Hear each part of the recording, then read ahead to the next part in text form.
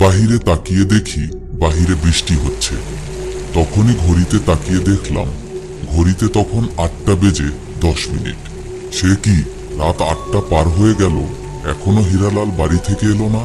মনে হয় বৃষ্টির মধ্যে আসতে পারছে না। এই বৃষ্টিটা আসার আর সময় পেল না। এসব ভেবে আমি আবারও কাজে বসে পড়লাম। একটু পর হঠাৎই বাহির থেকে একটি মেয়ের কান্নার আওয়াজ ভেসে আসছে।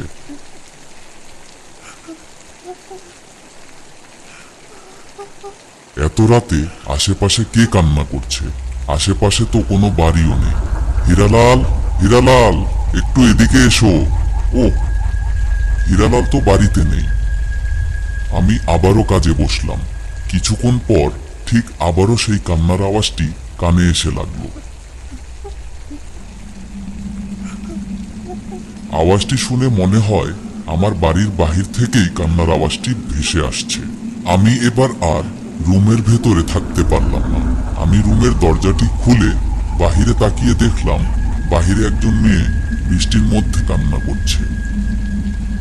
কে আপনি? কোথা থেকে এসেছেন? আমি কোনো জবাব পেলাম না। আবারও জিজ্ঞাসা করলাম, এই বৃষ্টির মধ্যে আপনি এখানে কি করছেন? আমি পল্লবী। আমি আমার রাস্তা হারিয়ে ফেলেছি। ও, কিন্তু এখন তো বাহিরে বৃষ্টি হচ্ছে।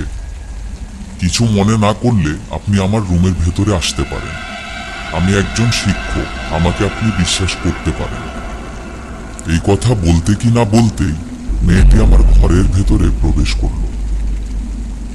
আপনার শরীরটি পুরোপুরি ভিজে গিয়েছে। আমাকে নিয়ে আপনার চিন্তা করতে হবে না। আপনার ফাইলগুলোর কাজ আপনি শেষ করুন। আমি যে ফাইলের কাজ করছি আপনি কিভাবে জানলেন? আমি সবকিছুই জানি। আপনার বাড়ি কোথায় আমি কি জানতে পারি? আমি পাশের জঙ্গলে থাকি। মেয়েটির কথাগুলো আমার কাছে অনেক অদ্ভুত লাগছিল। আমি তখন ভাবছিলাম, না জানি কোনো মুসিবত ঘরে ঢুকালাম নাকি। যাকগে, যা হবার তা হবেই। বাহিরে তাকিয়ে দেখলাম এখনো হালকা হালকা বৃষ্টি পড়ছে। আমি আর কোনো কিছু না ভেবে আমার ফাইলের কাজে বসে পড়লাম। বেশ কিছুক্ষণ কাজ করার পর আমি ঘড়িতে তাকিয়ে দেখলাম রাত তখন 10টা বাজে। এত যে রাত হয়েছে কাজের চাপে আমি বুঝতেই পারিনি। আমার চোখ তখন মেয়েটির দিকে গেল।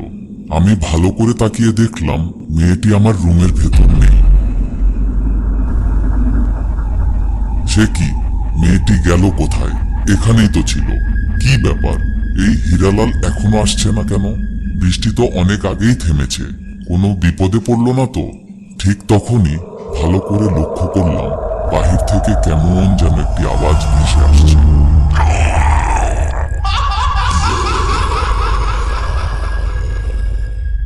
আওয়াজটি খুবই অদ্ভুত এবং ভয়ানক। আমি আর ভেতরে থাকতে পারলাম না। আমি ঘরের দরজা খুলে বাহিরে তাকিয়ে যা দেখলাম তা দেখার জন্য আমি একদমই প্রস্তুত ছিলাম না। দেখলাম বাহিরে হীরালাল রক্তাক্ত অবস্থায় পড়ে আছে, আর হীরালালকে সেই মেয়েটি বুক ছিঁড়ে ছিঁড়ে খাচ্ছে। এটি দেখে আমি নিজেকে আর সামলাতে পারলাম না। আমি বলে উঠলাম, কি ব্যাপার, তুমি হীরালালের সাথে কি করছো? মেয়েটি যখনই আমার দিকে তাকালো আমি মেয়েটিকে দেখে পুরোপুরি চমকে উঠলাম। কি বিভৎস চেহারা!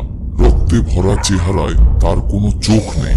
সঙ্গে সঙ্গে মেয়েটি আমার দিকে এগিয়ে এলো। আমি অনেক জোরে বাঁচাও বাঁচাও বলছিলাম, কিন্তু আমার মুখ দিয়ে তখন কোনো আওয়াজ বের হচ্ছিল না। আমার পুরো শরীরটি যেন অবশ হয়ে আসছিল। আমি একটুও নড়তে পারছিলাম না। যুবতী মেয়েকে ঘরে ঢুকিয়ে তার সঙ্গে খারাপ কিছু করার মতলব ছিল তোর, তাই না? তোদের মতো পুরুষের বেঁচে থাকার কোনো অধিকার নেই। এটি বলে মেয়েটি আমার ঘাড়ে কামড় বসিয়ে দেয়। বাঁচাও বাঁচাও, আমাকে ছেড়ে দাও। আমি কি করেছি? আমাকে ছেড়ে দাও বলছি। স্যার, স্যার, আমাকে শুনতে পাচ্ছেন? হীরালাল, তুমি? তাহলে কি আমি স্বপ্ন দেখছিলাম? জি স্যার, আমি অনেকক্ষণ যাবৎ আপনাকে ডাকাডাকি করছিলাম। আপনি শুধু বাঁচাও বাঁচাও বলছিলেন। আমি তখন বুঝতে পারলাম আমি স্বপ্ন দেখছিলাম। এই অবেলায় এমন বাজে স্বপ্ন দেখে মনটি খারাপ হয়ে গেল।